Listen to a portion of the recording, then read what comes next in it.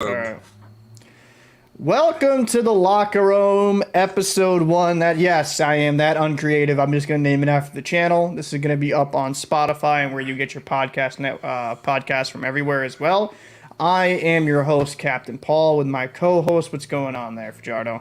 Not much, you know how it is. Just here, living another day, seeing another day, kind of thing. Another day, another dollar, baby. Yes, sir. So, we're going to be having this show try to be weekly. Now, big news for me personally, I got hired to work on tugboats back in my old company. I'm going to be, in kind of line to be a mate over there. So I have big news in that regard. That might shift up some things on the channel. We will be trying to have this weekly. If not, we'll probably have to record a podcast and then release it just to kind of stay on pace. But yeah, in that news, there's some big stuff here. But we're going to be bringing forth this podcast weekly. Heck, maybe if it picks up, maybe we could do twice a week. But me and Fajardo are big hockey fans. I played hockey since I was the age of 2. Fajardo played hockey in the high school level as well. And we both have connections with guys that have made it to the NHL or even some of the minor league levels, whether that be as players or coaches. So we're going to try to bring you the best hockey analysis we possibly can. And I'm excited to kind of take this venture together with you, bro. This is going to be a lot of fun, man. Yes, sir. You know me, always ready for that new adventure, and obviously love hockey. Like you said, played it high school, went to college, all that stuff, got some in. So yeah, it's interesting, fun, and I hope that we can share, how much we love the sport with some of the people out there that love the sport as well, or even some new fans. Absolutely. That's going to be fun for us. I think for me, let's just kind of start off with this. I made a video on the channel, very short video. I'm going to share it out here on screen. Spencer Knight sent down to the AHL, and apparently that was the plan for Paul Maurice all along. They want to kind of get him back into some game shape. And, Spencer Knight signed to the AHL, the Charlotte Checkers. And this is what Paul Maurice had to say. Wait, this are you going to share the screen? Oh, it didn't share it? No, not yet. Yeah, my fault. No, you good. First little mess up. This is what Paul Maurice had to say. This is something we looked at from the start of training camp. He's made great progress in his program. He feels good. He looked fantastic in training camp. But we need to put him in kind of a number 1 position, a number 1 role, and then run his program and work on what he's been working on. But he's been good. In 3 preseason games, he's been 1 and 2, 2.43 goals against average, and a .918 save percentage. Pretty solid. It's pretty solid numbers. Anthony Stolarz will be the backup. And this is what Maurice had to say about that. We've got 2 guys in here that can stop pucks and play. It's what's best for Spencer Knight right now, and it's also what's best for the Florida Panthers long term. Knight looked good in camp, and we want to keep that going. So, honest opinion here, right? Spencer Knight being paid quite a bit of money, right? $4.5 million. Is it a bad thing that he's sent down to the AHL, or do you think this is smart? Smartest thing they could have done. First of all, you have a guy who obviously you're playing way more than that, right? And he proved himself in the playoffs. Maybe he needed that little kickstart at the beginning of the playoffs, but he proved himself. Bob did his thing, right? So you kind of got to let the veteran, keep going. On top of that, with Knight, he's so young, right? You don't want to ruin him, right? You don't want to have him not having any action, just sitting on the bench, being a backup all this time. You kind of want to just have him where he's getting that game, real life game experience. Playing in the AHL, hey, if he can carry the team, he's gonna show that he's got what it takes. So if Bob does fall off, maybe next year will be his year. But you don't want to ruin such a young player that's showing so much potential. Absolutely. I agree with you. And by the way, appreciate you popping in, Headphone Dog. Good to see you. Headphones. I agree with you. I think getting him some actual number 1 minutes instead of sitting behind Bob and not being able to build upon his game. Now, I'm not really high on Stolarz. I know the Ducks really were bad last year, so I'm not saying it's just on him, but I don't think it's really much of a stretch to say Spencer Knight has a far higher potential and higher ceiling than Stolarz. But I think for this situation right here, you have Stolarz under contract. You have him play for a bit. Knight is waiver exempt, and you allow him to get some games, feel kind of confident. Because as we both know with goaltending, a lot of it is mental, right? Like they got to really build up and be that positive mindset. Because we have seen goaltenders completely fall off the wagon, not due to injury, but just due to being shell shocked. So I think this is really good for Knight in the long run. He is still only 22 years old, and I think that's what some people forget when they're not watching the Florida Panthers closely. It's not like Knight's like in his mid-20s. He's extremely young, and I think that this is the right move for him. Hopefully he plays like a lot of AHL games. I mean, that's why we're getting that AHL TV subscription, baby. Yes, we are. I'm excited for that. We're going to bring a lot of clips on the Patreon and like break down a film in the AHL. So with Knight going down the AHL with Stolarz, do you think that the Panthers are just going to strictly ride Bobrovsky? Like, what do you think's going to happen? I mean, honestly, I think that was the plan originally, right? Mm-hmm. Obviously, when you have a talented player like Knight that shows promise and, can jump in, especially when Bob wasn't really, at his best, it makes it a very difficult decision. But thankfully, you have Knight, who's still very young, right? And you found Bob that found his form towards the end of the season there. Mm-hmm. So, now you're like, okay, cool. We have 3 more years of, a $10 million goalie, and let's ride him. Let's ride him. Stolarz, I mean, yeah, again, he was on Anaheim. Yeah. Obviously, it wasn't the best situation for him, but maybe as a backup, maybe he can still do a little something on a team that's a little more organized, a little bit better situated, especially at his age. He's 29, and this is last year of his contract, so maybe he'll come out there and kind of do the same thing and play well behind Bob and kind of like prove a point, because this is a contract year for him, so he kind of has to play well so he can hopefully get another contract next year. Yeah, for him, he's fighting for his NHL life. Now, what I envision happening is once Knight's ready to go, Stolarz gets waived. And maybe if Stolarz plays good in a couple of games, another team that is, kind of thin in the goalie depth, maybe they pick him up.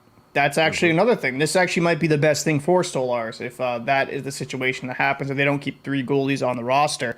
Headphone, I just kind of want to mention his comment. Agreed, it can take one slip-up and wrong prediction of a shooting chance to make a game deciding goal to go against you. Goalies have to be able to block out that stress. And I just think building that mental block of foundation, and that is true. David Critch says, I'm not stupid enough to play goalie. I think just blocking that up and building them up and feeling more comfortable, that's going to be very good for them in the long term. Now, kind of going into, Drysdale. He was restricted free agent here for a bit. Signs a 3-year deal. Drysdale, let's kind of go what into it has to see, had to say. It's definitely good that it's behind me. It was a pretty weird situation, but I'm just happy to be back with the guys. The team welcomed me with open arms, and I couldn't be happy to be back. It's no secret that I haven't played in a while with last year, but I had a great offseason, long offseason, healthy. Obviously, back here, make the most of the next couple days or whatnot, however much time we have left, and I feel great. So, this guy, Drysdale is looked at as a guy as like the future, right? Very young defenseman, 21 years old, very coveted when he came out. Do you think, I'm actually trying to get the actual numbers here for him. How much was the Drysdale contract? I think 2.3 per year. Yeah, 2.3 per year. Oh yeah, it's a 3 year, $6.9 million contract. Okay.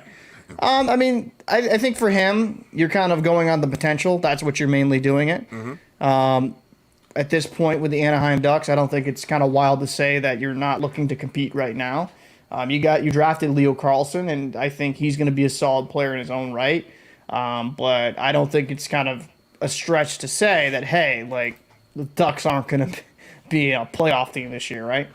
Yeah, in all honesty, we all know that the rebuild for the Anaheim Ducks is going to take a while, right? They had some pieces last year that made it interesting for the early part of the season, but then as the season progressed, you kind of just knew, okay, it's not going to happen. Like some of the off-season signings, Killorn, They still have Strome, Vetrano, who's got a great shot. You Yeah. still have some of the older guys like Silverberg. Terry, who's seems like he's old, but he's really not. He's like only 26, but he's been there for a bit, and he's Yeah. always been like a key player for them. So you have a decent enough squad that it's it's a you have to pay attention to them, right? Because Absolutely. they can beat you any night. The only bad part about this is that at the end of the day, it's not competitive enough, right? No. And because they're not competitive enough, some of these guys are going to be wasting some years. But I think it's good in the long run for some of the younger guys. So like Strome, Vetrano, as they're getting towards the end of their prime, they're going to be basically structuring the future for Anaheim. They're not really going to be part of that future. I No. think as they continue to grow over the next year or two, they're going to be building up and really getting the team that they want based off of draft picks and maybe some future like trades. But right now, it's 100% just a complete rebuild, and they're trying to get all these things done. Yeah, I think like you look at the center depth, right? The top two centers, Leo Carlson, Mason McTavish. I mean, Carlson was just drafted. McTavish had a pretty good year last year, 43 points in 80 games played. He was third overall in the 2021 draft. He's only 20. Like, there's a lot of youth here in Anaheim. I mean, Frank Vetrano. I mean, he's a good middle six type guy, I guess. Adam Henrique. He's pretty. He's solid for what he is. The problem with the Ducks is there's just the bottom six isn't great. Right, outside of probably Vetrano, maybe Silverberg is okay in a fourth line role, but when I'm looking at the Ducks, I don't see a super amount of talent. And to be successful at the NHL level, I mean, you kind of been proving it in the playoffs. You need to have good secondary scoring, and I think due to the youth, I don't even think the Ducks have a great first line. Never mind No. even the second line. You're kind of expecting some guys to overperform, and then or you're expecting McTavish and Carlson to kind of carry the load, and I think that's a bit unfair for those guys. They're young players, kind of learning their own way. And then on the back end, I mean, yeah, Cam Fowler's been there for years, right? Jamie Drysdale, I mean, he's kind of been a touted prospect for a bit, right? Before he had to go get back surgery after 8 games. Yeah. They brought in Gudis, who's a physical defenseman, but like when I look at this decor, it's not very good either. I mean, Fowler can be okay, I guess. I mean, Drysdale, you're expecting a 21-year-old to be a top pairing guy. I think that's a problem. Gudis, I think, is more of a bottom pairing type guy, maybe a guy in the top 4 as the fourth guy. But when I look at Vakanainen and Lyubushkin, I don't think they're great defensemen either. I don't know. So I'm not. I think it's good though. They're investing in their future. I'm not trying to make this a hate on the Ducks thing. I think getting Jamie Drysdale, having McTavish, having Carlson. If you're a Ducks fan, you do have to be excited for the future in that regard. You have good young talent. It's just going to take some. I mean, and I'm forgetting about Zegras and Terry. I mean, they're old men into some of these guys, right? Zegras is 22 and Terry's only 26. Like the Ducks have some players here. They just need some time to kind of fill out the rest of the roster. Yeah. I mean, I do like what they did with Jamie, right?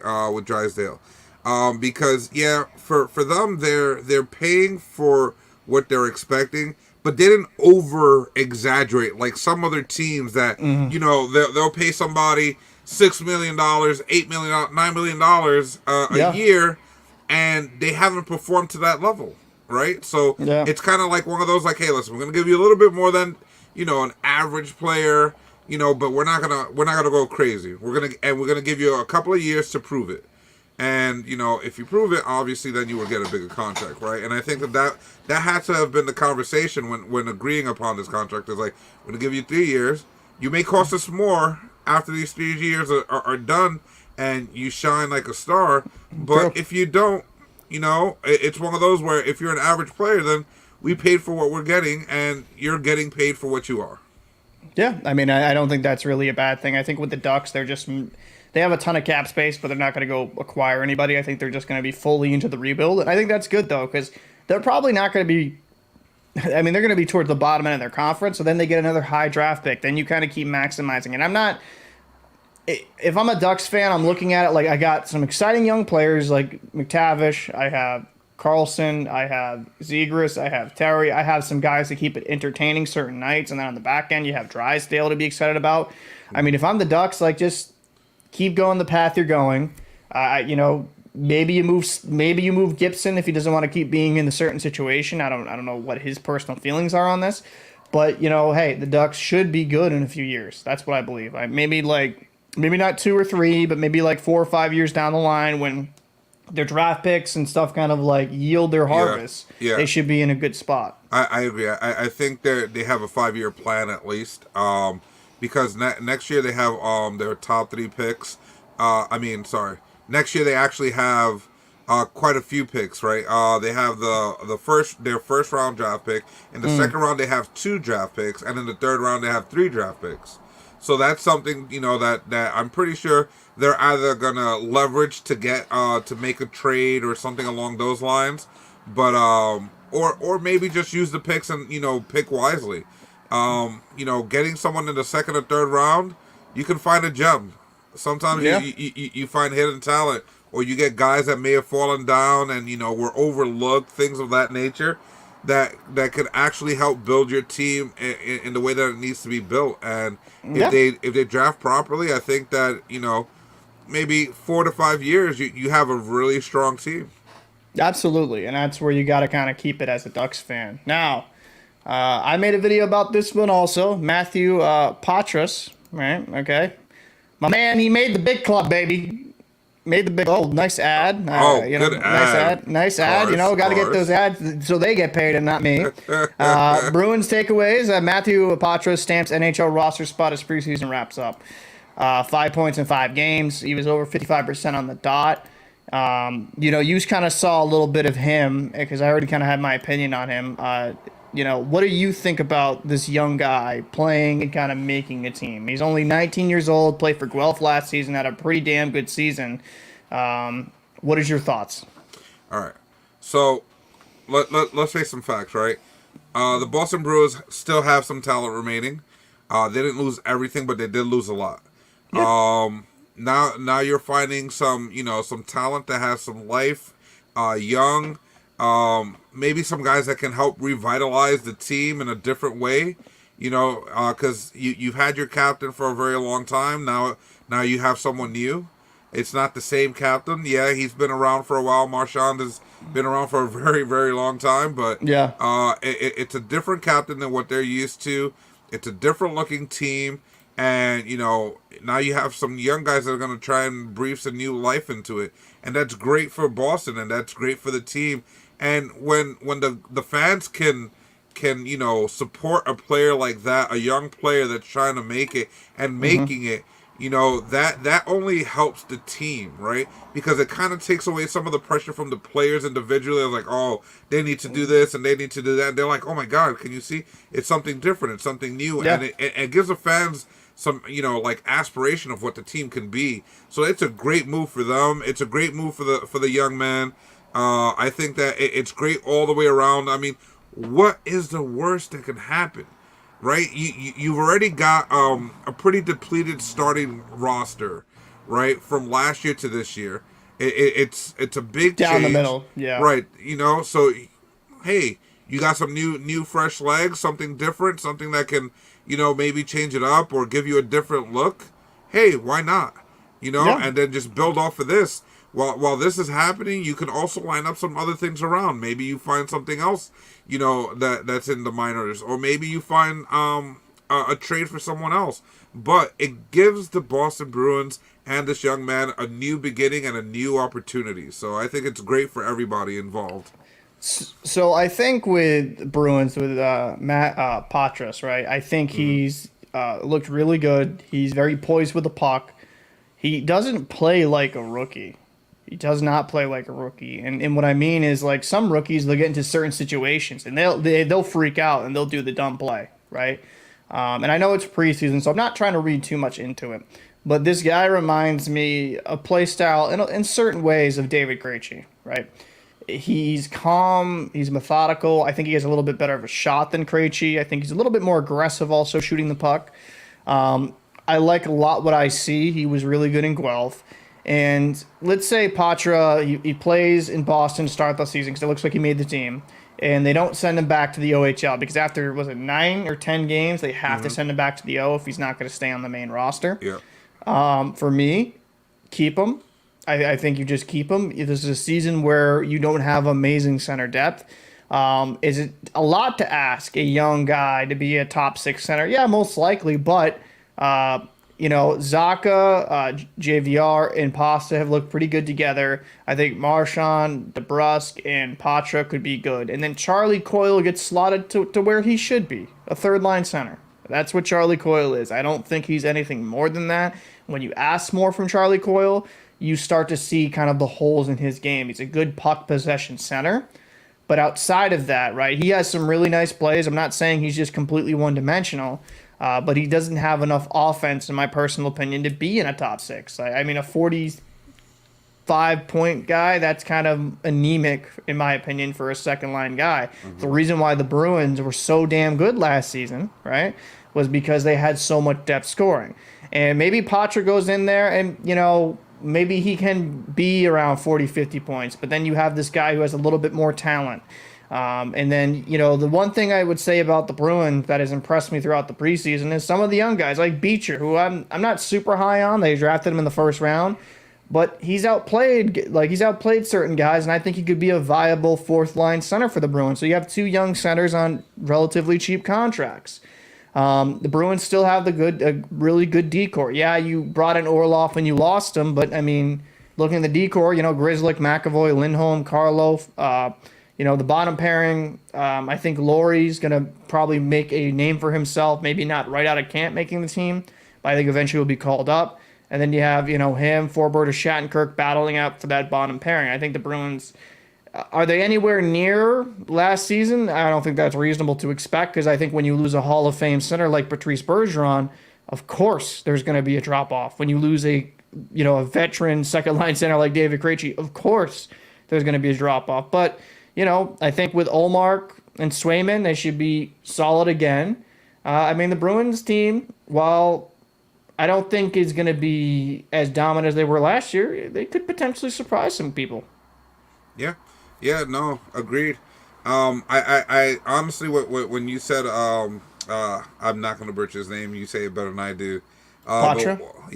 Yeah.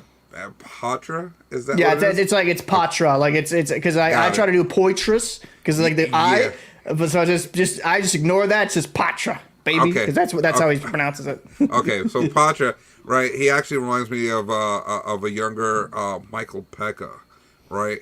The way he's aggressive, he has some skills. He can get on the boards. I see that kind of fight in him, and so it reminded me of that when he was playing against the Rangers whatnot the other night. So it was very interesting to see him play, and even the interview before he scored in that third period. Just real calm for a 19-year-old. Kind of just looked like he was ready. Excited, kind of like, he belongs in the show. And for Boston fans, I think they're going to fall in love with the kid. I think he's going to give everything he can for the cause, and he's gonna be there. He's going to show up. That's my opinion on the kid. I think with Michael Pekka was a solid player for years. I think for me, I think he's going to have some good talent to him. I think that he should hit. I'm excited for the Bruins' future. Now, I have to ask you this as a New York Rangers fan, right? Oh, jeez, here we go. As a New York Rangers fan, I'm gonna go. The roast is real. The roast is real. As a New York Rangers fan, you've kind of heard some of the murmurings about Lafreniere and some fans being completely discontent with his play, and I've been on the record saying that he's a young guy who needs some time. With how Ottman and Coyle has played in the preseason, what is your thoughts there? I know they had financially invested in Lafreniere, but what are you thinking there? Okay. As you can see in this lineup by Cap Friendly, right? I agree that Lafreniere does not deserve to be on that first line. He does not carry that play style. Kaku definitely it fits in that play style that Zibanejad and Kreider have built over the years. So I think that's a better fit for that lineup. Lafreniere, I think with Hedel in the middle, knowing the center, right, and what Hedel's gonna do, and having a passer like Panarin, maybe that could be the thing, right? It's difficult to say. He hasn't had too many opportunity to play with someone like Panarin. He's been playing with with Hedel for the past 2 years. They've played well together, so it'll be interesting to see this lineup.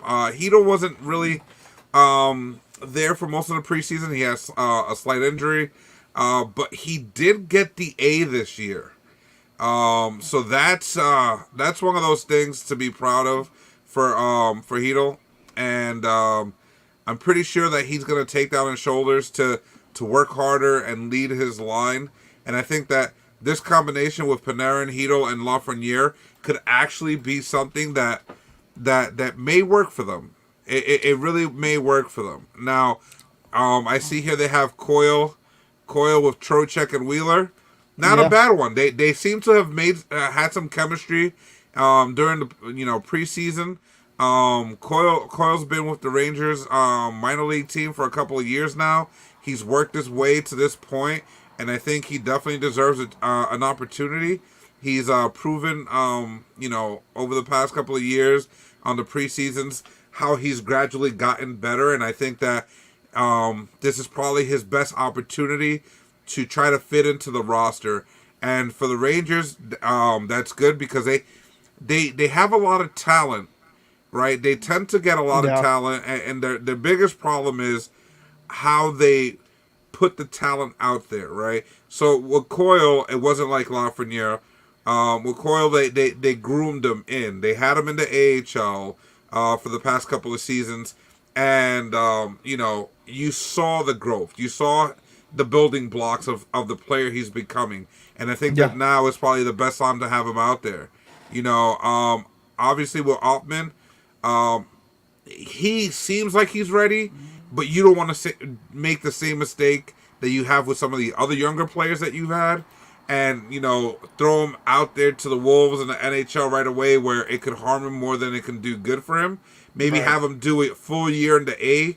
He was in the ECHL before this. He won a Mem Cup, if I'm not mistaken. So it's one of those things where, hey, all right, now let's get him into the AHL. Let's let him see if he kills it there. If he's killing it during the season, and one of these other guys are kind of like falling low, they're gonna bring him up. I promise you that, right? Yeah. But it's one of those situations that for Coyle, great opportunity. For Lafreniere, I hope this is the right combination. If not, I mean, let's be honest. It's one of those situations where if you can't get it with Panarin passing you the puck all the time, that's you. Yeah, that is you. Because he's proven the quality player he is, passing the puck, creating plays. You've had success with Hedel already, so if you can't take it to that next level, and they are, then it's not them, it's you. So I think for me, when I'm looking, I was actually surprised Ottman didn't make the roster. Because he played freaking good in stretches in that preseason. He looked really good. Coyle was probably your best player in preseason. He looked really good, so I'm not as surprised there. But it does put Lafreniere on notice. If you have two guys, right, and I'm not saying, Ottman was 16th overall, right? In his draft, I want to kind of double check. Yeah, 16th overall in 221. So it's not like he's no scrub, right? It's not like they drafted him in the 7th round, but it does kind of look bad. Lafreniere, you took first overall, and now he's getting outplayed by guys taken lower in the draft, and it is kind of on notice. I still believe in Lafreniere. I still think he's got some skill set. Do I think he'll ever be a superstar? Probably not. But I think you can have a good, viable top 6. This is a make it or break it year for him in a lot of regards, at least in New York. Yeah. Because New York fans, if Ottman is down with the Wolfpack, and my man's just scoring hat trick after hat trick, he has an explosive AHL. Why are we having Lafreniere? This guy's a bum. Call up Ottman. I can see that. I can see that in this market kind of getting toxic, where the Ranger fans are going to be like, yo, we're done with this. Bury him on a third line. I don't care how much you're paying him. Or bury him in the press box. We have viable young players. Yeah. It's just... listen. Being a New York Rangers fan, they can be pretty ruthless. But any fan base can say that, right? Like when you come across those really hardcore fans of any team, right? You know how ruthless anyone can be. With the Rangers, they're not only ruthless in general, they're ruthless in the media. They're ruthless from everywhere. So it isn't just like the Rangers media. It isn't just the New York media. It's media from everywhere else as well, adding on top of the New York. That's what makes it so difficult. It's just like there's no getting away from it. Yeah, so. I mean, I think for me personally, it's going to be interesting to see how these rookies, because it is preseason. That's what also the one thing I have to keep in kind of context. Like, it is nice seeing some of these guys like really do well. But to be kind of fair, I mean, they did well in preseason. Can they do the same thing against the big boys? And that's going to be interesting to see. Well, Lafreniere's not the only one under the gun. Don't get it twisted. The other person under the gun is Brendan Schneider, right? He's been very solid on individual play, but it hasn't come together. His pairing, he's been paired with so many different guys, and nobody seems to be working. So at what point do you turn around and look at him and say, well, maybe it's what you're doing. You're playing great individually, but it doesn't seem to be playing great as a unit. And that could be a problem, right? Because, again, he's a very talented player. Very good, physical, the kind of defenseman you want. But it just hasn't come together. Because if he can get it together, let's say with Gustafsson, who's a vet, right? Then you really have a really good top six. I would say you have more towards the top end of the Eastern Conference. Exactly. Like, you have Lindgren, Vox, Keandre Miller, Trouba. If Gustafsson and Schneider can be a solid pairing, I mean, that's not good news for the NHL. Exactly. And the Rangers are kind of in a mix. Yeah, the Rangers got to, they're trying to win now, right? I mean, you have Shesterkin in his prime. That's when you try to win. You brought in Jonathan Quick as a veteran backup. That's when you're trying to win. So I think with the Rangers, it does kind of, it's going to be interesting to see how Lafreniere and Kaku, if he's on that top line, if that's exactly how it shakes out, will he be able to stick it up there? Yep. That's going to be interesting. So, I mean, I think for the kid line, Hedel, Lafreniere, Kaku, they got to kind of produce this year. And I said about it last year. I mean, unless Patrick Kane's walking back through that door, there's no real, they're not really in a situation to have, be acquiring much talent, right? They don't have the cap flexibility. So. Correct. I mean, they're going to kind of up against it in that regard. So, let's kind of switch gears here. It's Connor Bedard, baby. Let's go to the Chicago Blackhawks, baby. So, all right. Honest opinion here. How good will Connor Bedard be this season? Depending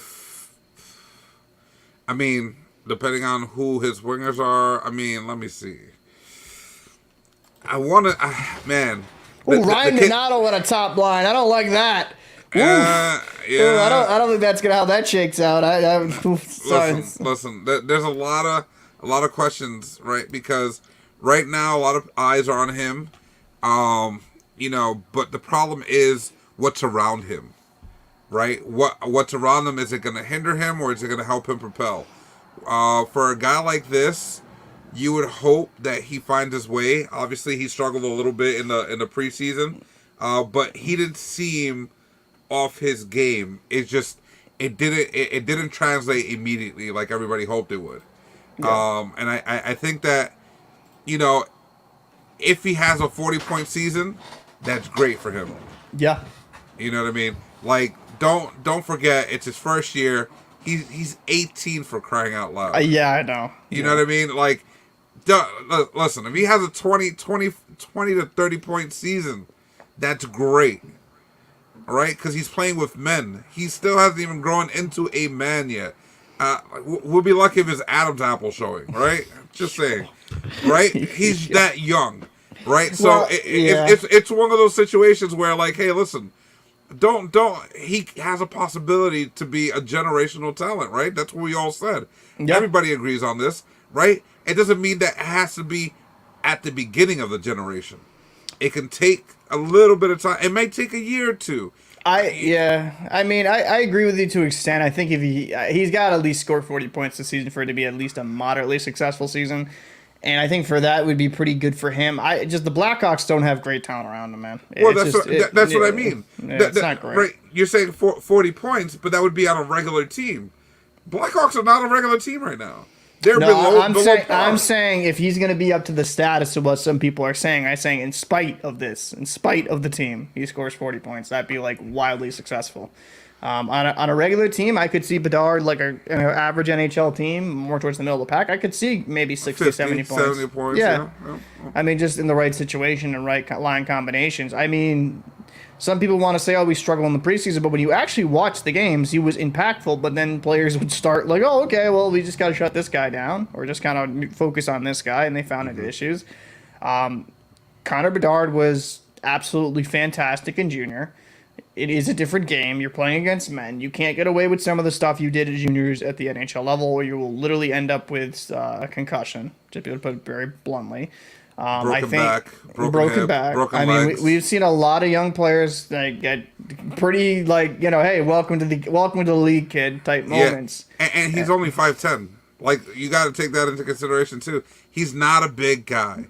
He's 5'10", 185. That's not that big, guys. No, it's not. I mean, but I think with his skill set, he should be fine at the NHL level. It might just take him a bit till the Blackhawks are actually built well.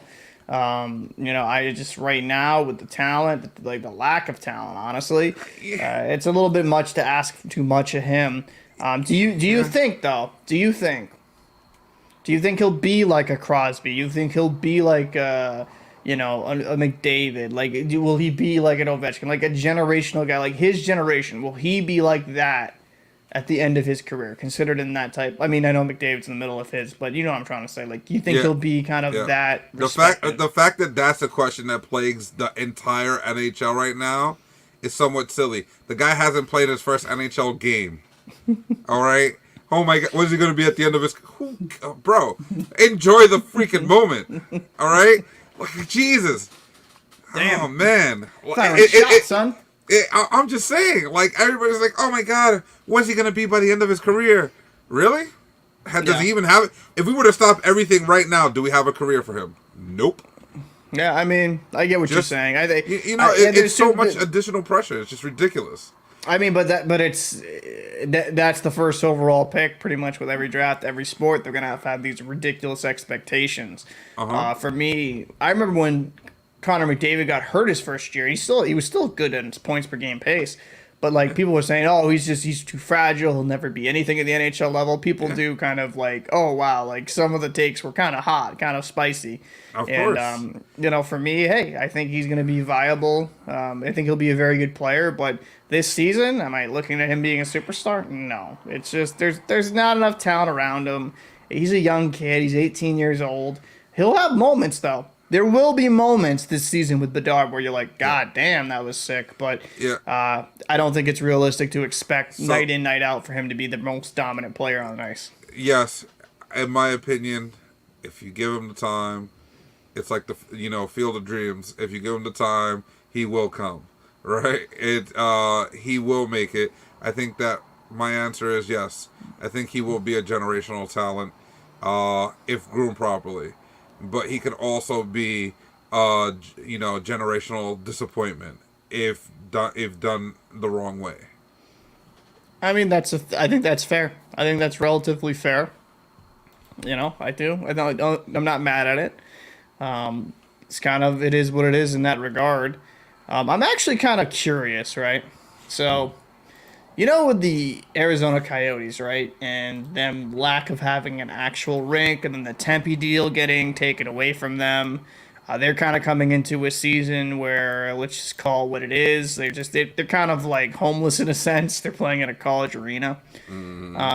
Looking at Arizona and looking at this roster and seeing what they have on paper, right?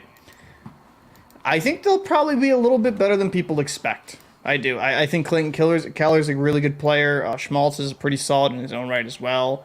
Barrett Hayton, I think, he's okay enough at 23. You're expecting him to take another jump, maybe be around 50, 60 points. Logan Cooley looked good in preseason. I like what I saw out of him. A lot of poise. When you look at the university Minnesota games, you saw a lot of, a lot of good stuff. And I mean, when I'm looking at the top six, so Sucker and Kerfoot, like Kerfoot, ideally to me is more of a guy in the bottom six. And I'm not saying the Coyotes are going to shock the world and go on a playoff run and win the cup, but looking at the talent with Gunther, excuse me. I think there's some stuff here. I think defensively, when you sign Matt Dumba, though, you're not going to be a great team. But I think the Yotes might surprise some people in the sense that they're going to put up, I think, a decent amount of goals this season. They might finish in the bottom three of their division, but they're going to be far better this season, I believe. Yeah, I mean, with the Dumba signing, I think, in my opinion, yeah, you're right. He isn't the best defensive defenseman, right? Not even close. Whatnot. But in my opinion, I definitely think that they didn't overpay for him. I think that because he 3.9 for Dumba, eh? Hey, listen, he has his moments. He has his moments. He can put up some points, and if this is one of those years, right? I think it'll be a good one for him. It's only a 1 year deal. It isn't like it's anything crazy, right? So you give him a decent price, and you say, hey, listen, you gotta prove that you're worth more money. You gotta prove that you're worth something because you're only gonna get 1 year to prove it. So get on this team and prove it, right? We've seen a lot of guys that come in on their contract year and play like they've never played before. And you're like, where was this guy the whole time? Then they get some ridiculous contract, and what happens? They come back down there. Nothing happens. So, right?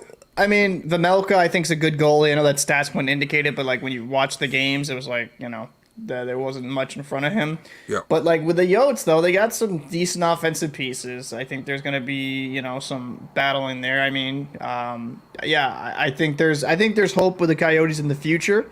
Honest question here. Yeah. Do you think the Yotes stay in Arizona? Oh, that's a tough one. So I would love to see them stay in Arizona. I hate to take a team away from any city, obviously unless it's like one of those really brutal situations. In this scenario, it's gotten to almost a brutal point. Right. But man, they have so much history there.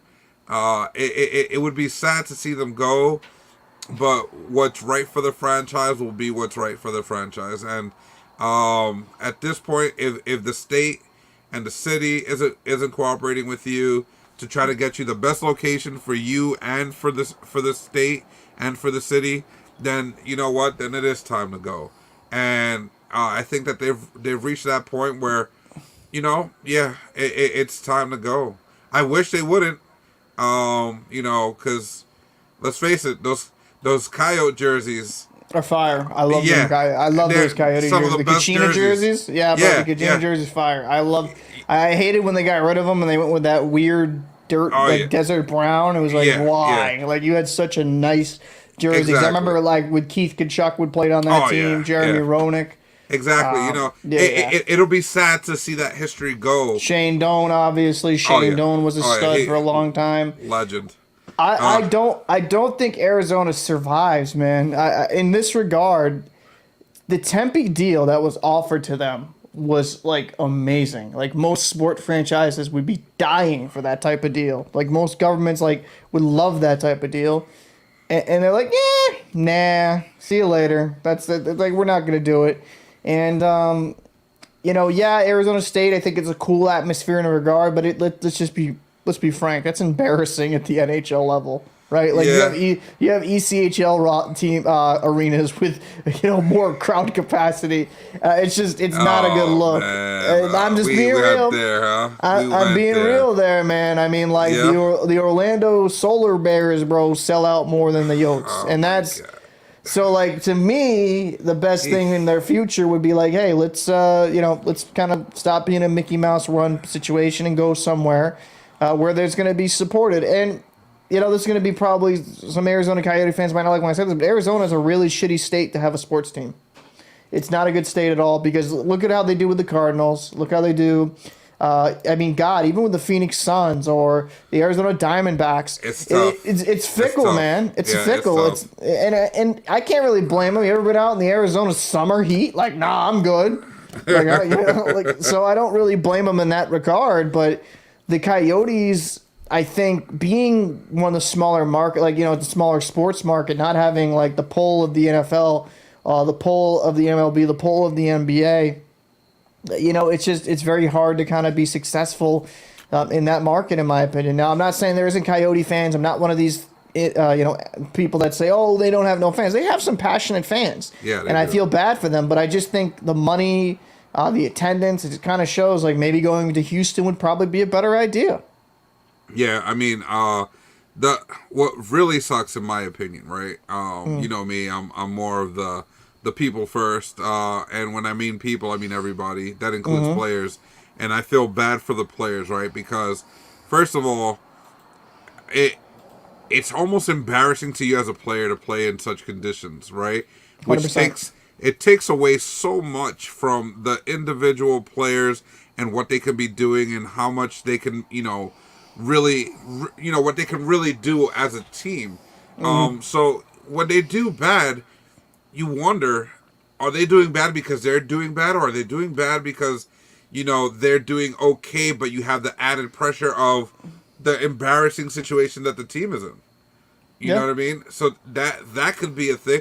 Because if they were in a regular stadium and everything else, would you be looking at them as, a bad team? Or is it, I just think that the consequences of what's going on outside, off the ice, is really hindering the team from growing and becoming a really good team, because they don't really have bad pieces. It just... No, they got good pieces. Like, let's be honest. They have some very good pieces that you could build a very good hockey team around. Yeah. But it's just, for whatever reason, the market's not loving them.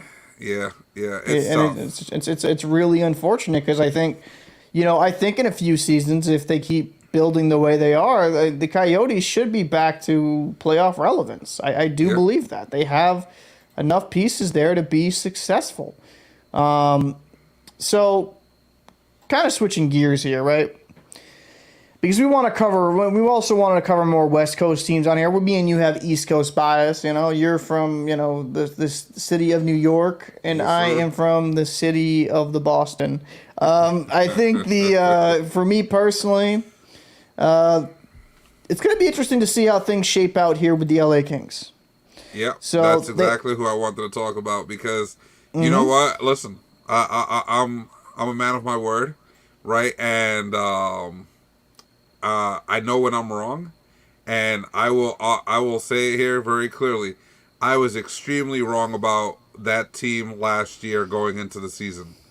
we both were. We were both completely wrong. I'm not making that mistake again. I want to dive into them just a little bit and really take a look at this team clearly, because we clearly missed a lot of things. When we looked at last year, we said, they have the possibility, but we didn't really give them the chance. We didn't say, they could do something. We said they're going to be at the bottom of the table. They're going to be looking at just future draft picks. And that was about it.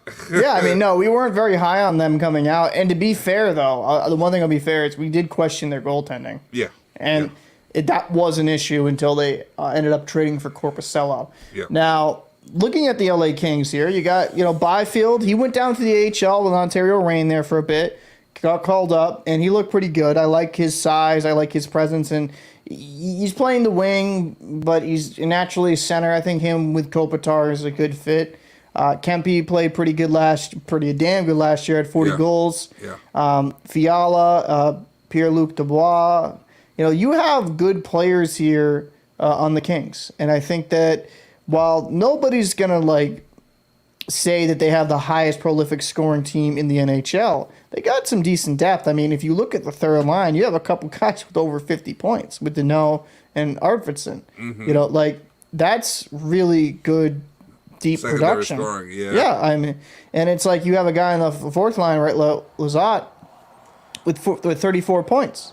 Yeah. That's really good with only 12 minutes, a little about 13 minutes time on ice. Yeah, that's really good production. They are, and Kopitar's still doing his thing at the age of 36, 74 points, 82 Go games figure. played. Go figure, right? Yeah. We all thought, Might slow down. yeah, Might slow down. last year was Nope. because he plays a physical, grinding kind of style, and you think, okay, 36, my man, age is gonna slow you down. You all right? Go, go eat some crackers. Go sit on the side. You're gonna be okay. That's what you do when you get old. You start eating crackers. Eating saltines and shit with soup. Exactly. Right. We thought last year we were going to see the decline of him, and that he was going to be slowing down. We thought, okay, it's going to be a transitional into the rebuild, so on and so forth. But long and behold, hey, they did their thing. Kopitar kept it going. They had the engine going the whole time. The team around them played fantastic. Making that goalie change was huge. Yeah. The defense. I think that their defensive scheme as a team it's great. Is what great. Really catapulted the team because they didn't need ridiculous numbers to beat somebody. I mean, in some cases they did beat some people ridiculously, but they didn't need to beat anybody ridiculously because their defensive scheme is just. I think it's probably. Easily top 10, maybe even top 5. I mean, honestly though, like on the back end too, right? You got Anderson, you got Doughty, you got Gavrikov, you got from the Blue Jackets, Roy or Waugh. And I forget the exact pronunciation because I know some guys go Roy, some guys go Waugh, but whatever. Englund and Spence. Spence is a younger guy. It was a 3rd round draft pick or 2nd round. And for me, when I'm looking at the Devils and the system that they play. They're really good. Oh, and Kalviev, he's suspended. He got suspended for 2 games due to an incident in the preseason. Kalviev, he's also going to be he's a good young player that, he was, 33rd pick, so it's technically a 2nd round pick, but, the first pick in the 2nd round. Yeah. He's a good friggin' player. They got some guys in the system, and I think, to me, when I look at the talent, right, you put Kalviev up here, I think he's going to obviously be right here in the top 6, right? But I think the only question mark I really have is the goaltending. Again. Because they couldn't bring back Korpisalo due to the cap situation, right? Right. Phoenix Copley, who, great record, but not amazing stats. You bring in an old Cam Talbot at 36, and you're expecting him to stay healthy because last year with the Senators, remember, he went to the Senators to help stabilize the goaltending. He didn't really stabilize it because he couldn't stay healthy. He only played 36 games played, 2.93 goals against average, 898 save percentage. Like, when I'm looking at Copley and Talbot, is that good enough to take you the distance? I just don't think so. Copley's been kind of he's been an AHL, he's been like a fringe guy. And I respect him. I think he actually can be a solid backup, but is a Copley and Talbot tandem scare anybody? No. Not at all. And maybe if this was Talbot of like a few years ago or a couple of years ago, even with the Wild when they brought Fleury in for Talbot, and that's another thing I have to mention. The Wild didn't even believe in Talbot enough where they brought in friggin' Marc-Andre Fleury. Now I did think it was a mistake with them going Fleury. They should have just kept riding Talbot, but he's older, he's injury prone. The best thing they have going for them with the Kings is both their goalies are 6'4", so bigger frames. Mm-hmm. Is there a guy in the system right now that Yes. Eric Portillo. He's plays for the University of Michigan. Mm-hmm. He has some pretty decent stats as far as a goalie. I think 9% over 900% save percentage. For the past couple of years, so I think they have potential talent, and it's one of those where it's like, hey, listen, the guys that we have in that right now should get us through the year or two, and as long as we have some of these guys, start doing what they do, like Portillo here, I think that they're gonna be fine because. He has like a good record so far in his hockey career, and you want to see that continue, but you don't want to rush it, right? Like Right. we've talked about this plenty of times when goaltenders get rushed or when any player gets rushed into the spotlight, where it can do more damage than good. And it looks like they're protecting their younger assets. And that's a good thing to see, right? You want them to protect their younger assets. You want to see them put, those players in the AHL system, get used to, adults playing. I have to say it that way because, when you're a kid, 18, 19, and you start playing men, it's a big difference. Yeah. And then even the play style, right? You have some guys that are AHLers for life. Right, and they're like the gatekeepers of the NHL. Like, if you can do good against those guys, then yeah, you deserve that chance of taking that next step into the NHL. So and I think that's what they got to do. I think with Portillo, right? I there's no way I believe he's 23. So I mean, he played at the University of Michigan, and first season was a cup of coffee. 7 games, 1.67 goals against average, 935. And the second year was a starter, 42 games played, 2.14 goals against average, and 926 save percentage. Last year, 908 save percentage, three goals against average, of 38 games played. I mean, not bad. In college, you play against young men, but it's a little bit better than juniors in that regard. That's why I think a lot of NCAA prospects that come out are a little bit more ready for the NHL game compared to their counterparts from juniors. I'm not saying that's like a 1-for-1 every time, but usually. But I think like he's going to start out with the AHL, and they're going to hope they hope he kicks. They took him in the third round, or Buffalo did, and they traded for him, right? So let me he got traded to this team. He got traded to this team. Yeah, so he was drafted third round, 67th overall by the Buffalo Sabres. He's 23. He's 6'6". That's another thing that they have going for him, a big physical goalie. You know what, though? Kind of looking at this depth chart, I mean, maybe Copley keeps him, has a really good year. I mean, I know they have David Riddick in the system, but Red Light Dave is what they call him. Red Light Riddick. God damn. They call him Red Light Riddick. Like, that's actually a nickname for him. Oh, man, that's tough. Sorry, Riddick. But he's a good third goalie to have in your system. He's like a Louis Domingue type to me at this point. Gotcha. Yeah. Good guy to have. I mean, Riddick was solid in the NHL for a few seasons, but he's not the same guy. But I could see, Portillo, depending how Copley and Talbot maybe making an appearance, and I don't think that'd be a good thing. But I see it as a possibility. It's a shame that they couldn't really re-sign Corpuscello. I mean, yeah. I know Corpuscello went over to the Ottawa Senators. I know they have no cap. It's like $986,000, so I understand why they didn't. And that's why they got some of these cheap goalies. I mean, Talbot at 1.5, and Copley. He's making a huge $1 million. No, Copley at 1.5, and then Talbot at $1 million. I understand why they did what they did. They're both on the last year of their deals. I get why the Kings are doing what they're doing. They're probably waiting another year. But I don't know, man. I think that's the one worry I have with the Kings is their goaltending. Will it be good enough? Yeah.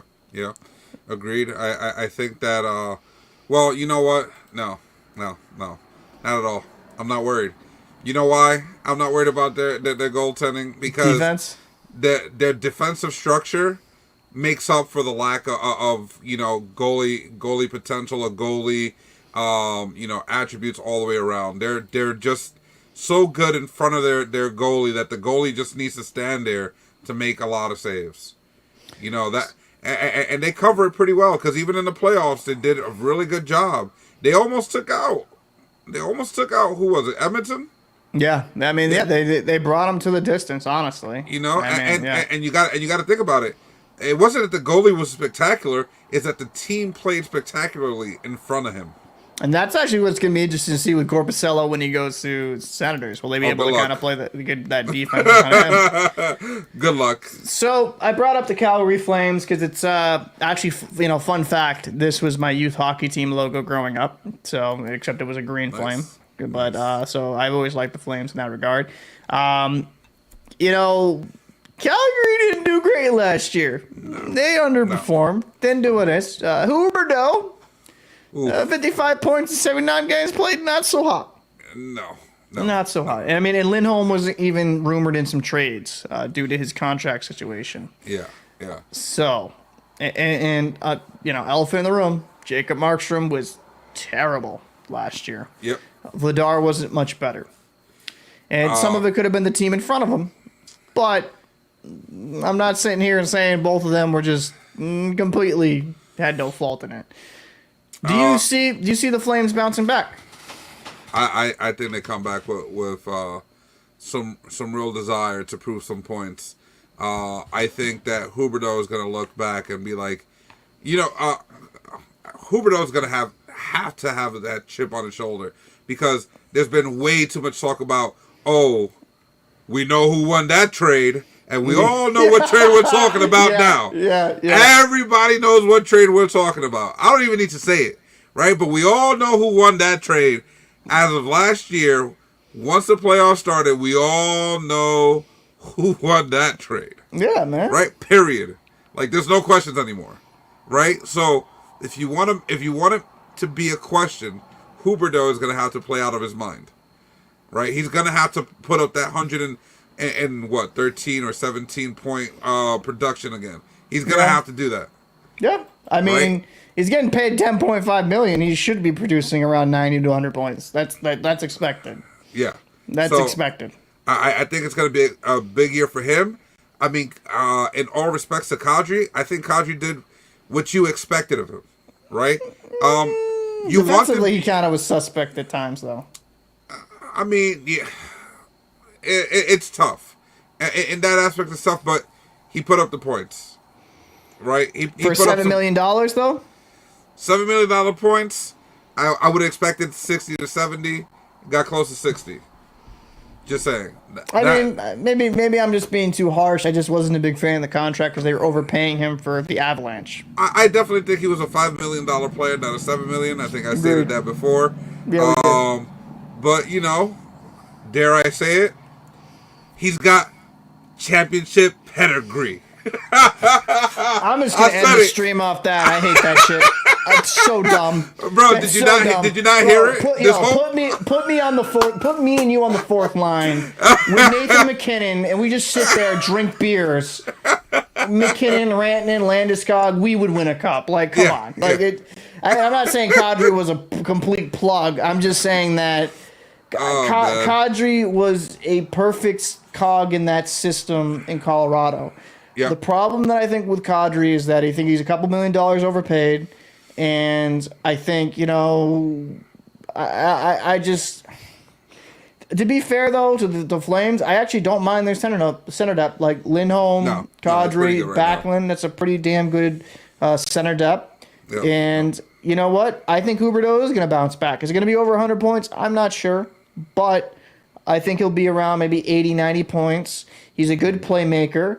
To be fair to him, it was his first season in a new team. He didn't really have chemistry. I think Huberdeau is a complimentary piece, right? Tkachuk is not. And I think that's why Tkachuk found so much massive success immediately, because Tkachuk's a guy that drives the line. I don't think Huberdeau's a guy that drives the line. He's a guy that you add on to kind of, I'm not saying he's a ride-along, but that's just not his role. He's not a superstar that's going to carry you. He's a star you bring in to complement your superstar, in my opinion. That's why I think he worked perfectly in Florida. He had a few good years in Florida. I'm expecting him to be a little bit better. He's a good playmaker. Huberdeau, though, biggest knock on him is he's got to hit he's got to hit up on the right stick. He's got to shoot a bit more. Like he's got to shoot a bit more. Tell his life. Tell his life, baby. He's got to hit up on that right stick, shoot a little bit more, because he has a good shot. Yeah. He's one of those players that's kind of maddening in a bit, because like he'll overpass, and I'm like, dude, it's not like you have a 20-mile-per-hour wrist shot. Like, you have a pretty good like shot.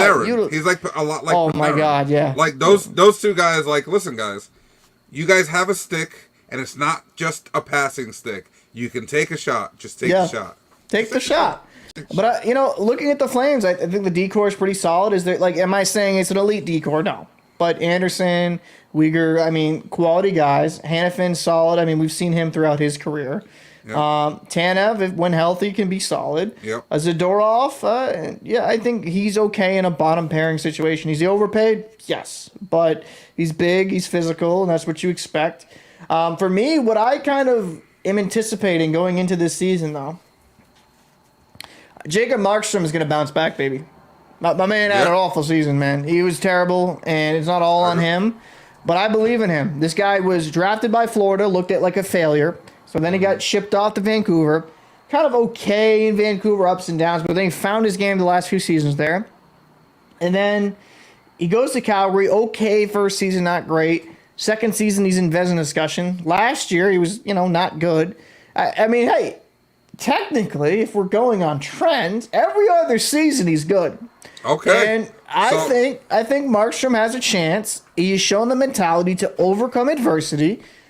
And I think he still has the talent. I just think a lot of it's mental. Personally. Yeah, that could be a thing, right? I think you should send that notice over to Calgary so they know what to expect this year, and to make sure they bench him next year. But I mean, you're right though. Every other year he has a great year. It looks like he needs the failure to have the success. Yeah. And I think that, based off of his current history, he looks to have a big bounce back season coming up. I mean, I'll bring it up, like so we can verify these stats. We don't do fake news here. You sure? I mean, sometimes. So, I mean, to be fair, his last few years in Vancouver, they're relatively consistent. But, I mean, if you look early on in Florida, right, not good, not good. Found himself in Vancouver, was relatively consistent, but then, good year in Vancouver, kind of mediocre year, first year in Calgary, great year in Calgary, mediocre year. Actually just a bad year. I think for me, when I'm looking at Markstrom, I think some of it's mental. Maybe, I don't know if he had something, he was battling something. It didn't look like that when I watched the film. Mm-hmm. But I also have to bring this up, and this is actually kind of an important subject to bring up. And I know they got Vladar. Some Flames fans are huge Vladar fans. Maybe it's because I watched him play for the Providence Bruins when I had season tickets. I watched him quite a bit. I'm not as high on Vladar. I think he's just a very good backup at his highest ceiling. Mm-hmm. But Dustin Wolf of the Calgary Wranglers, of the AHL, that guy is going to be a number one goalie. Yeah. He looks good. And I think we talked about him last year, too. We did. And that's the one thing you kind of have to go into this in this conversation. And this, this has to be a good year for both of them. In the regard that, when you really think about it, you have a promising young goalie in the system that has already shown with the Calgary Wranglers that he can put up numbers. He can be a steady presence. I mean, why wouldn't you give him a shot? I mean, looking at Dustin Wolf, he's only, 22 years old? Yep. And last season, please, for the love of God, load. Last season, 55 games played, he had a 2.09 goals against average, a .932 save percentage with 7 shutouts. Just absolute disgusting, dominant numbers. I think, I don't know why we're doing prime deals here, baby. But I think with the Calgary Wranglers, he was great. He looked good in his one start up at the NHL level. Now it's one start. I'm not going to be like, oh my God, that's what's going to be his whole career. But I mean, even with the Everett Silvertips, right? He had a .940 save percentage and a 1.80 goals against average. He's been a very good goalie at pretty much every level. I think when I look at Dustin Wolf, I look at a high quality goaltender waiting in the wings. And if I am Markstrom, I'm kind of worried about that. Yeah, you're getting paid $6 million. Yeah, you're paid pretty good, right? But, I mean, are you going to reinvest into Markstrom after this? Most likely not. No. Daniel Vladar, I mean, it's a Vladar or Wolf. Who are you picking? I'm picking Wolf. There's a far higher ceiling. Yep. And, Wolf might be a little bit shorter than both of them. But when I'm looking at Wolf as a prospect, what he's done at every level, he's looked pretty decent when he was called up. And Devin Levi kind of proved you could be 6 foot and be successful. I mean, Saros is obviously the elite goalie that's proved he can do this. But I mean, Devin Levi, a young goalie, shown he can do this. Wolf is very good and has the potential to be special for the Flames. So, Markstrom has to perform this year. He's got a couple more years in his contract. I understand that. It's not like it's expiring at the end of this year. But I honestly could envision maybe it would have to be Vladar. I could envision one of these guys getting dealt if it doesn't go well for him, right? And just calling up Wolf. I could see that if things get ugly. If things get ugly. Yeah, and you know, I know we talked about the LA Kings. I believe Wolf played for the LA King Juniors team. He did. So I know they know about him, right? And with their current situation, I wouldn't be. Listen. You got to think. You know, all the way through the system. Maybe they make one of those trades and they say, hey, listen, yeah, you know, you're not really using this guy. We'll trade for him, and you know, hey, they wouldn't. They'd be like, nah, we'll trade you Vladar for a first. Like, if I'm the Calgary GM at that time, right? If I'm Conroy, I'm being like, you know what? Yeah, no, I'll trade Dustin Wolf. Trade me Kopitar, trade me Byfield, trade me Kaliev. Yeah, trade me all those guys, and I'll deal you Wolf. I mean, Wolf's one of those guys. Now, obviously, goaltenders and trades have a little bit lesser value. That's just kind of historically how it goes. Yep. But, I mean, I wouldn't be trading Wolf if I'm the Flames. It's very difficult to find number one type quality goaltenders, right? Yep. And I think it's important for them if they just kind of keep on task in that regard. Yep. I just think it's one of those things where it's undeniably going to happen. Yeah. Probably by the end of the season, especially if Markstrom doesn't step up this year.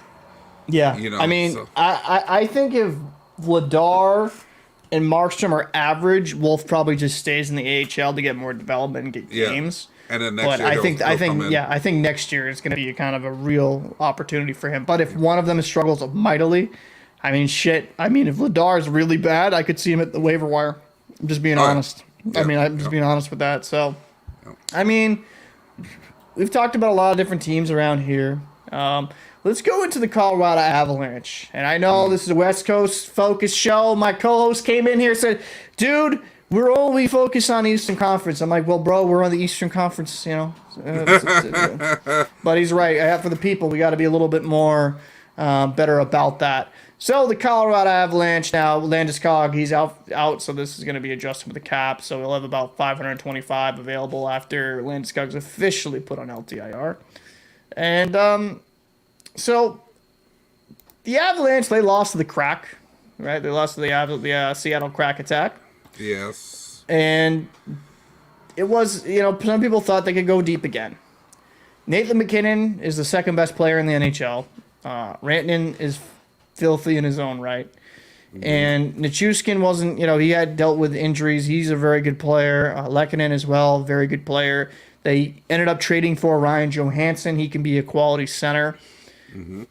The one thing that it's going to be interesting for me to see with this. Oh, and also they did sign Thomas Tatar. I thought that was finally found a home. Finally. Yeah. Which is weird. He's a 20-goal scorer at the NHL level.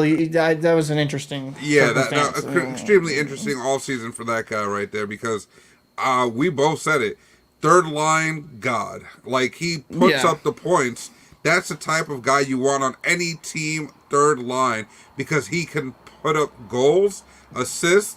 He's an all-around gritty player. He can kind of do it all. That's the type of guy you want on your third line. If you don't have a guy like this on your third line, what are you doing? I think with like Miles Wood and I think Tatar, I think they could actually be a really good third line tandem there on the wing. Ross Colton, I think, you know, okay enough in that role. Johansson, though, to me, he's got to have a better year. He's got to like kind of come back into his form when he's really invested. It seemed like in Nashville, reports came out, kind of a little bit of a malcontent from what some of the reports I read. So it just seemed like he was kind of disinterested, which I maybe could kind of understand with frustration. But Johansson, if he plays up to his potential, can be very good. He can be quality. I feel like he's gonna go in there with like new team, new me. That's how people are, though. That's how people are, though. Remember, Randy, different sport. Randy Moss came to the Patriots. All of a sudden, he became God again. It was weird. Sometimes you just need a new home in order to be able to shake off the old cobwebs and get back to what you do. So. And then you got great talent on the back end. You got Makar, you got Byram, you got Taves. You got some really good talent on the back end, and I think that Jack Johnson, a veteran guy, bottom pairing, I'm fine with that. I mean, Josh Mason, solid enough bottom pairing. The Colorado Avalanche are going to be one of the better teams in the Western Conference, and I think they'll be again in that discussion to come out of the West. I mean, Vegas is going to have something to say about that with how deep they are. Georgiev played a lot last year. 62 games played, 2.53 goals against average, a 918 save percentage. And me and you were both high on him when he ended up going to the Avalanche. Yep. And he kind of fulfilled that potential. And in all things considered, I have to say this, and we have to point this out. When essentially the Colorado fucking Eagles were playing at the NHL level, Georgiev still put up good numbers. So it's not like he was just a product of a really great team ahead of him. People forget during that rough patch, Georgiev was kind of, stealing some games. Yeah. Georgiev, is he Shesterkin? No, I'm not claiming he's Shesterkin, but he's a damn good goalie in his own right when he gets the opportunity. He eats up a lot of games. Hear me out. I think Georgiev could have the potential to be in some Vezina conversation this season. I believe it. I think with some health provided, we might be looking at Georgiev in a completely different context this season. Yeah, no, agreed. I mean, I told you, he keeps getting better the more games he plays, and my man swallowed as much as he could last season. He did not... Pause. He definitely did not want to give the backup an opportunity to play. He was like, yeah, because, I've been the backup and I can steal the show. No, I'm good. I don't need somebody taking my role. Because he was a big question mark. Everybody across the league, I think, had the question mark like, is he really ready to be a starting goalie? He's been behind the shadow of Henrik Lundqvist and then Shesterkin and never really got a chance. But I told you, even when he wasn't a starter, like he needs to get more games. He's a really good goalie. Even when he was a backup in New York, I said it. He is a really good goalie that just needs to play. And if he plays, he's gonna surprise a lot of people. And I'm so happy for him because he got his opportunity and he shined. My man save percentage is a 918. Come on, man. I mean, 14, 16, and 5 record, 5 shutouts. I mean, the guy played well. And I mean, just looking at his career, right? I mean, the guy's always been steady. I mean, I know that last year New York didn't do great, but I think that was mainly just I think he just didn't get into a rhythm. Georgiev's been a steady goalie for a while, good backup for the Rangers, and then he came into the Avalanche and really performed. I think Georgiev, do I think he's much of a drop-off from Kemper when Kemper won a cup with the Avalanche? No, I don't. I actually think Georgiev's still... he's turning 27, but some goalies hit their prime later. I mean, goalies are hitting their primes around this. Georgiev, I think, could maybe hit another gear altogether. I mean, we just saw Allmark become a god just one season. I mean, who's to say with not like this good roster in Colorado that Georgiev could not find his own form? I'm just saying. I think highly of him, and I respect him kind of grinding his way in his first years in the NHL as a backup. Kind of, some adversity and looked at down upon. And now it's like, hey, like Georgiev's got a little bit different rank. Now, some people view him as like, an average or maybe above average NHL starter. This year, I think he could kind of, change that narrative and maybe, hey, I'm one of the better goalies in all of the NHL. Yeah. I mean, it's crazy to say this, but there's about 3 to 4 NHL starting goalies that were backups in New York. Talbot became a starter, right? Obviously, Georgiev. What was the one for Carolina? Anderson, is it? Was he? No, Anderson wasn't. Not Anderson. Ronta. What was a backup in New York? You know what I mean? Like if you ever want a goalie, if they're within their 20s, just go to New York. If they have a goalie within their 20s that's backing up, go to New York. They have great goalie coaches there. They really know how to work with goalies, and that's why they find such extraordinary goalies, as starters.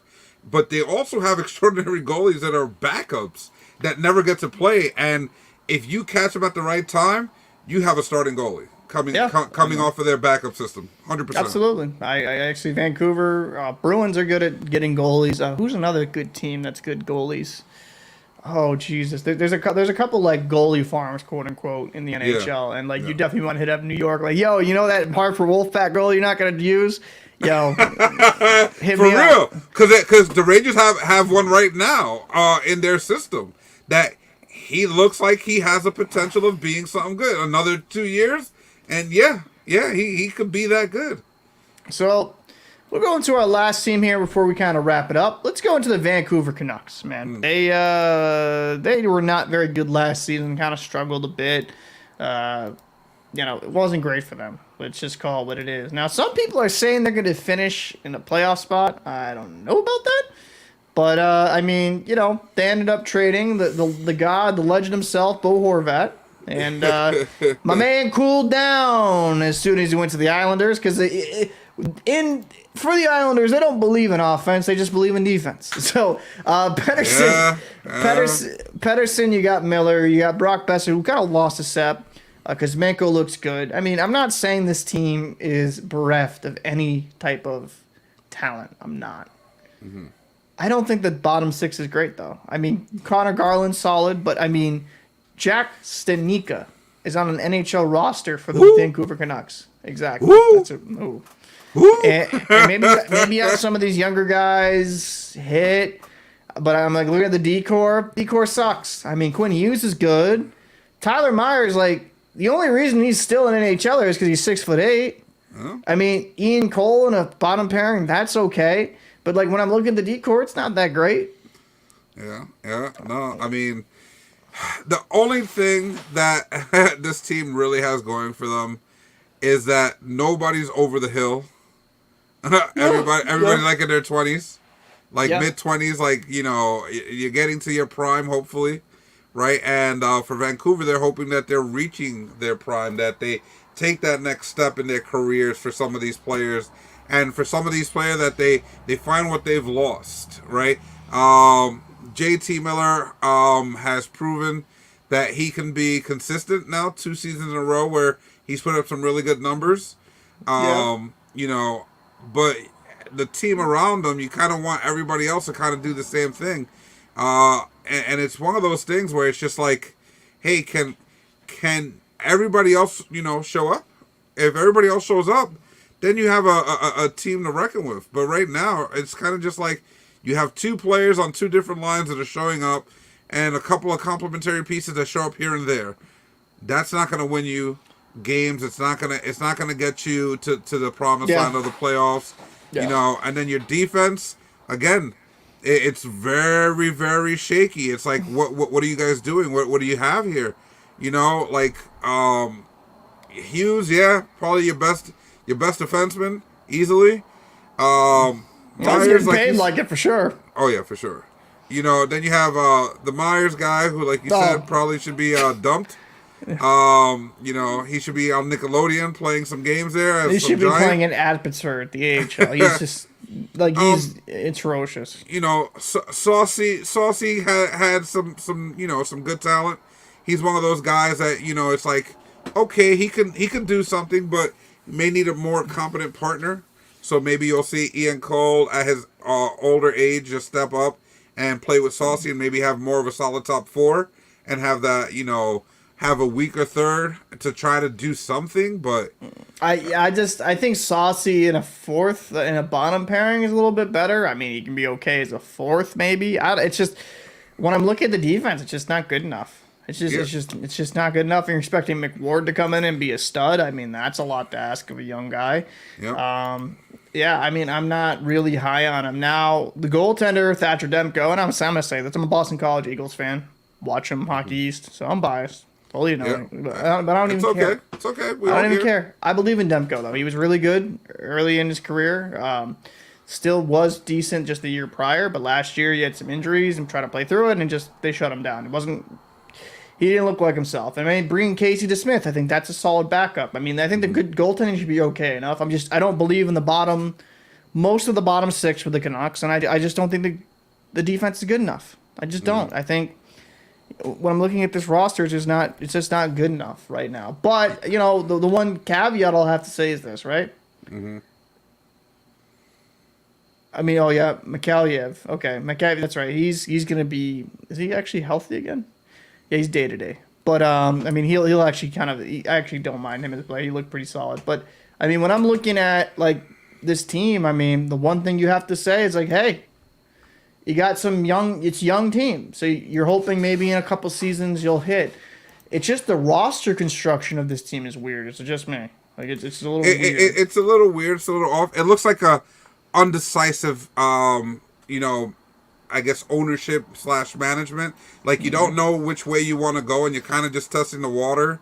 And that. I mean, look at the left wing depth, dude. It's not great. I mean, Connor Garland, he can play either wing. I think maybe he gets a top 6 minutes. It's weird how they have this team set up. I mean, the biggest problem that they're facing, I'll tell you right now, is their salary cap. Right? They've obviously overpaid for a lot of players here or there. They're in the negatives heading into the season right now. Yeah. So it's kind of curious to see what they do about that, or if they're just gonna pay the penalties or whatnot. But if they could get rid of some of this, some of these. No, they have space. LTIR. The LTIR is not active, so they'll actually have. Oh, okay, that's what it is. Yeah. Okay, gotcha. So I mean, there's some decent, some guys that could probably fill in some holes defensively better than what they have. You have like an Ethan Bear out there. You know, isn't the greatest, but has potential to be a really solid defenseman. He did very well in a system like Carolina a couple of years ago. You know, he was one of those big names at that point. You have a Clefbaum who, you know, Oscar Clefbaum, he could still do a little something. You know what I mean? So it's one of those things where there's still some talent out there if they look for it. Yeah. It's just like the team kind of needs to know what they're doing, and I think that's where they're stuck. They don't really they want to win, but they don't really have a dedicated direction of this is the type of style of game we want. And because they don't have that, it's kind of why they have so many different pieces that kind of like all just like mishmash. It just doesn't seem cohesive. And maybe I'm wrong. Maybe they prove me wrong. I mean, I like some of these players. I like Peterson. I know Pedersen. I know Miller can be kind of anemic defensively, but he's great. He's proven that he's a good offensive juggernaut. Brock Besser, I think, is okay. I think he's solid. I think Connor Garland, I like him. Kuzmenko, I like him. There's players on this team I really like Quinn Hughes, good on the back end. It's you know who I'd like to see them try to get, and I would hate to see him move again, but that Lundqvist defenseman. Oh, Niels Lundqvist that went from the Rangers to Dallas, and from Dallas, obviously he didn't play in the playoffs, but he had a pretty decent season all the way around. I think that the more he plays, he to me reminds me of Georgiev, where the more he plays, the better he gets, and I think that a team like this that's in need of a defenseman, he will get better, and he would probably be one of those like shining stars, like, you know, a good complementary piece to like a Hughes, like a Hughes or something. I think that he would probably fit with this system or whatever system they're trying to build. I just think that they need guys that are hungry, trying to prove something, because the guys that they have currently just haven't done that. I wouldn't be totally mad with that, trying to bring in another defenseman, maybe a guy that's kind of a fringe guy, and kind of going from there. I think that's probably what would be best for them. They're not. I don't see them as a playoff team. No, I don't really see that. No. But I mean, I think that's going to kind of wrap up our coverage here. I mean, it's been kind of fun riffing hockey for about an hour and a half. Anything else you want to talk about before we skedaddle? No. I think we've got a lot of teams. I think maybe we'll try to sneak another show in before the beginning of the season next week. If obviously God willing and my job willing, if we can sneak in another show, maybe talk about some of the other teams. Maybe take a look at see what Minnesota's doing. Who else?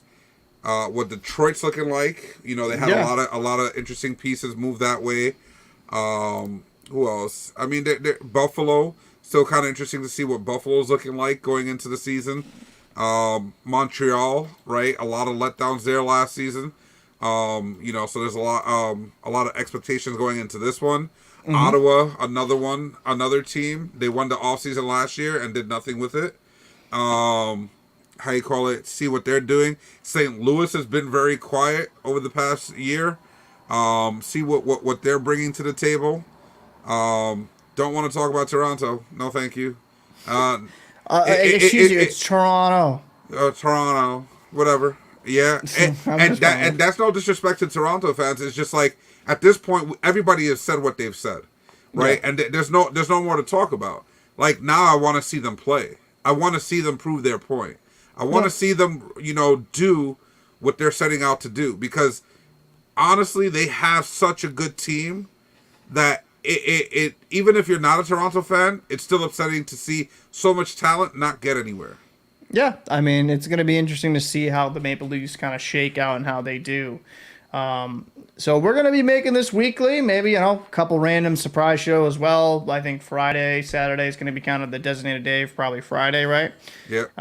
And we're going to be bringing forth this show every week. If you guys enjoyed it, definitely make sure to subscribe. If you are watching this or listening on this, I should say, over on Spotify, check us out on YouTube at The Locker Room YT. Find us there. We cover a lot of hockey stuff, hockey news, just hockey conversations. We want to be your number one destination for hockey content on the internet. I am Captain Paul. This is my good co-host Fajardo, and we'll see you in the next one. Peace.